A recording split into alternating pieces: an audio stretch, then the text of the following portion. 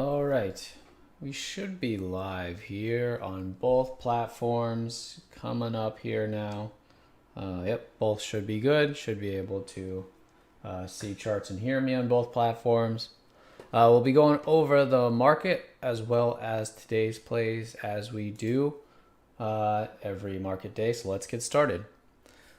Good afternoon. This is Ifan from the Strategic Day Trader, and this is your market wrap for September 14th, 2021. SPY down 0.63 right now. Q's down 0.39. It's not down a lot. We still have 8 minutes or so. So probably when we finish up, we'll see what the closing price is going to be for the Q's and SPY. We came into today bearish on the Q's, SPY, and IWM.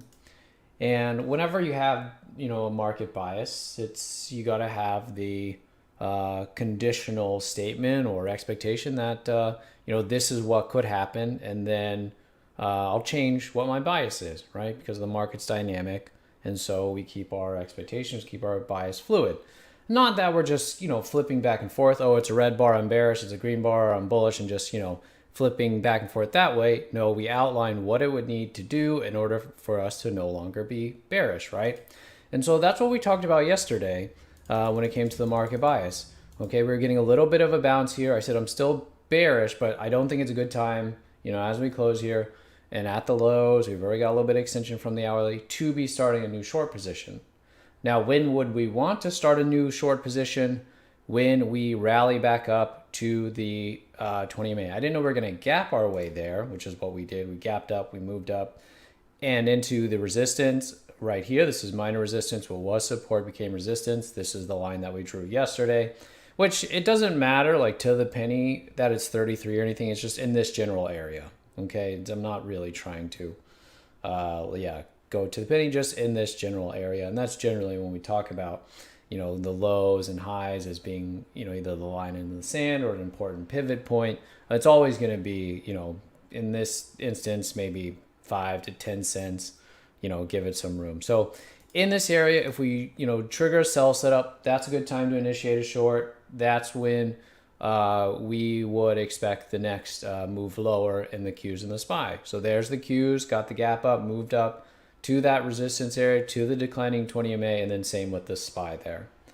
So, I didn't really expect that it would have to be from a gap up. I was kind of thinking we would move up in the morning, and then in the afternoon, we would get kind of the setup. So as a result of the gap up, this setup is a little bit uglier than kind of what I was expecting, but it still, it didn't do what we said it would need to do in order for us to change, okay?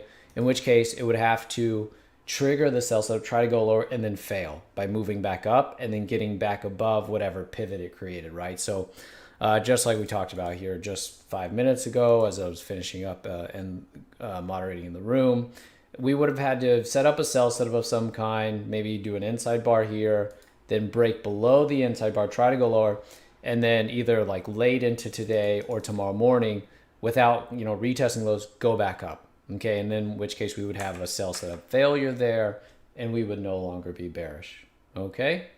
So that was what we outlined. As long as that didn't happen, then we would remain bearish. And so we're still going to be bearish going into tomorrow. Now, where is the point at which we are no longer bearish? It's going to be this same spot, the same pivot that we created this morning. Okay. Yesterday, I didn't know exactly where it would be, but now that we have this pivot here on the Qs is basically today's high, 378.61. Okay. SPY, and probably on these, you can give them more than whatever, 5 to 10 cents. Like spread alone on the Qs and SPY sometimes will be that alone. So if it's like really moving on the Qs and SPY. So and then the high here for the SPY 448.12. So over that will no longer be bearish. Okay, but otherwise we're gonna remain bearish. Okay, we would have to kind of spend some time here a bit, I think, before we turn bullish. So it was still a couple setups away from turning to bullish. Okay, so we're still bearish going into today. All right, going into tomorrow. All right, let's go over the plays from today. I think really the standout play was the HLF. I didn't catch this one. The initial gap was right to support, so it wasn't a huge focus for me. It's a very nice gap. There's a lot of damage being done with that gap to the uptrend, to the longer term chart here. But I thought because of this kind of stuff to the left, it may have a hard time getting through, and I was wrong about that. This had a decent setup here, right at the open, broke below. And then you can see this other one that that was highlighted. This one I thought was fine to do. This one, but it ended up working. I just thought it was a little bit aggressive because 5 minute was extended at the time. So here's the setup. Here's where the 20 MA is still. So I ended up passing on that. So kind of the first ones, it wasn't really one that I wanted to play that aggressively at the open. So I can't feel too bad about this. But this one, and this one also, because it just wasn't really, yeah, it had its issues where I thought it was just a little bit too extended. And then, you know, kind of some of these setups afterwards, I thought the bar was just getting a little bit too big. And so I just, you know, let it go after that. But that was really nice follow through. So that's just something we'll keep in mind moving forward. If shock value continues to beat support, we can start to play some of these that have this nice shock value more aggressively. Okay. So on this HLF, you know, really, really nice. I mean, this is why we play the gaps, is because we're looking for when they're going to have these nice big bars. You get a lot of potential for a move. And you guys know how I manage the runners, hourly bar by bar. If I had happened to catch this one and we're doing hourly bar by bar, you update that, you know, as each bar finishes forming, and you'd be in it till end of day. So that could have been a really nice play. But just because of the gap location, didn't end up getting involved in this one. Okay, I did play the Oracle. Oracle gave this a shot, actually twice. The first time we played it as a 1 minute base breakdown here. Got a little bit of follow through. Wasn't enough for me for targets on this. And then gave it another shot here as a sell setup here. Because the first play didn't work, I was pretty tight with how I was going to manage it.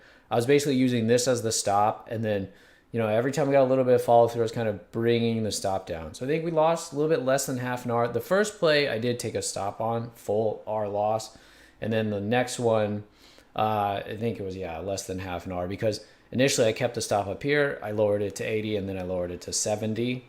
So it eventually did trail. That's the closing bell there. So eventually it did trail, so that's fine.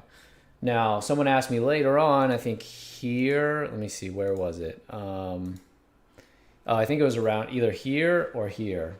So like right here. What do I think about playing Oracle again? For me, you know, if something I've already tried twice and I just have been wrong twice, that's it. I don't want to trade it anymore. I'm not reading it right. Whatever, the symbol is just like giving me a hard time, whatever. So yeah, so, you know, for this, that's just, I've never, or it's not typical. It's probably happened, but rarely do I play something a third time that I've gotten wrong the first couple of times and then it works, right? It just means I'm not reading it right that day. And so, you know, I just move on. There's other stuff to go after. And so, you know, something like this, I never took it off my charts, but yeah, I knew I wasn't going to be playing it anymore. Okay, so yeah, so you just, some of these things you kind of just have to have a cutoff for. You know, you don't want to let something, you know, like the Oracle, because look at how, I'll show you the gap and we'll see how it closed, right? It was gapping underneath this base. I was hoping to get involved in this here, that we get some more retracement in here. Not the whole thing, just because the larger time frames are so bullish, but I was expecting us to get more of a deeper pullback inside of this run up, and look at how it closed. It ended up closing as a green bar. So, you know, this is kind of, if I'm wrong twice on something, I don't want to be so stubborn where I'm like, okay, you know, this has to work today, whatever, or I spend so much like time on it. So, you know, that's the cutoff for me. So it didn't end up getting involved in this. So just moved on, went to go take other plays. This MDXG was nice. This MDXG was actually a gap from yesterday. Never got involved in it yesterday. I just think, yeah, the setup never quite gave me what I wanted yesterday on the MDXG. And so I like the gap. But yeah, it kind of fell from the top, which is a little bit too aggressive for me. And then from there, never like did anything. It just went sideways. So today, though, I had a really nice, pretty sell setup. I was threatening to make new lows. So yeah, it was really nice. Here's your initial sell setup. Mentioned that one in the room, and then set up this nice base, and then just not quite a bleed pattern, but similar idea there, and then got the follow through from there. So the MDXG was nice. Was in this all day because the hourly bar by bar held. So the runner held. So it was in it till the very end there. I think the last cover was like 52 or 53, something like that, as it was bouncing off the lows. This also could have been scalped. I tried it a couple times as scalps and couldn't get filled, but I did get filled on the initial time that I was playing it.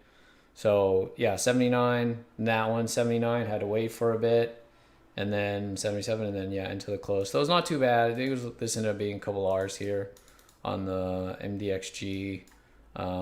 Took a while, and there were a couple of times where it didn't look great. We did get target one here, but then especially here, it looked like, oh, it's going to transition higher. So maybe the weakness in the market helped a little bit, keeping this from giving me any kind of bounce or shaking me out. But nice at least into that. So that was good. So that gave me the opportunity to recover all the Oracle stuff. Yeah, Oracle, you can see how sloppy it was this morning. I just liked the gap a lot, so I thought it was worth a shot. So, I don't really... this one doesn't really bother me too much, doesn't really kind of shake my confidence or anything. It's just, one of those that I didn't get it right today. And I think the important thing here was just to kind of accept that. I was like, I guess I'm just not going to make money on the Oracle today, and move on, and not, be so stubborn that I got to, have a really tough day or a really bad day, right? So, I know that's just, for my trading style, it's a good rule to have. Okay, especially because, I'm not trading Oracle day in, day out. I don't know it that well. I'm trading it based on the gap. And if it's not following through as I expect on the gap, then you got to say, okay, move on. All right, so Qs and SPY here, they got a little bit of a bounce. We're still going to be bearish on the Qs and SPY going into tomorrow. We know where the pivot point is on the Qs here, SPY, as well today's high. Okay, and if we take that out, then we'll see what the follow through is, and maybe if we get another base or buy setup after that, then we'll turn back to bullish. Okay, all right guys, hope you did well today. We'll be back at it tomorrow. Have a good evening.